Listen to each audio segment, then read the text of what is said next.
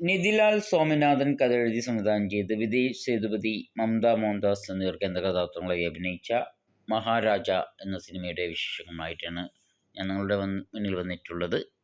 മഹാരാജ ഒരു variety suspense thriller മൂവിയാണ്. നല്ല അടിപൊളിയായിട്ട് സിനിമ എടുത്തിട്ടുണ്ട്.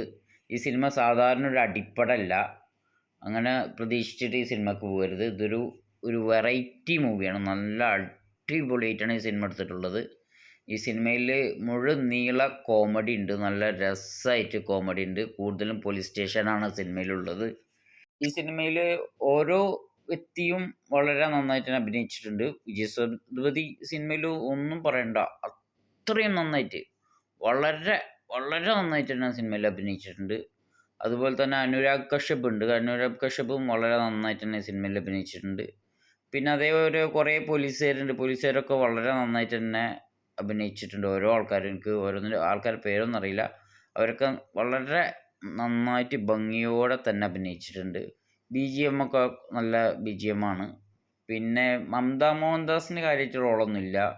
വെറുതെ മോഹൻദാസിനെ മലയാളത്തിൽ നിന്ന് കൊണ്ടുവന്നതെന്ന് പറയാൻ മാത്രമുള്ളൊരു ഇതൊന്നും അതിന് മാത്രമുള്ളതൊന്നുമില്ല. മകൾക്ക് വേണ്ടി ജീവിക്കുന്ന ഒരു അച്ഛനായിട്ടാണ് ഈ സിനിമയിൽ വിജയ് സേതുപതി ഒരു ബാർബർ ഷോപ്പ് നടത്തുകയാണ്. അവിടുത്തെ ഒരു ബാർബറാണ് സിനിമയിൽ. പിന്നെ സിനിമയിൽ ക്ലൈമാക്സ് ഒരു രക്ഷയില്ല, അടിപൊളിയാണ്, സൂപ്പർ ക്ലൈമാക്സാണ്. പിന്നെ കുറേ ഇമോഷണൽ രംഗങ്ങളൊക്കെ സിനിമയിലുണ്ട്. പിന്നെ സിനിമയിലെ കഥ, ഞാൻ കഥൻ്റെ ഒരു ഹിൻഡ് പോലും തൽക്കാലം പറയുന്നില്ല, കാരണം നിങ്ങൾക്ക് സിനിമ കാണുമ്പോൾ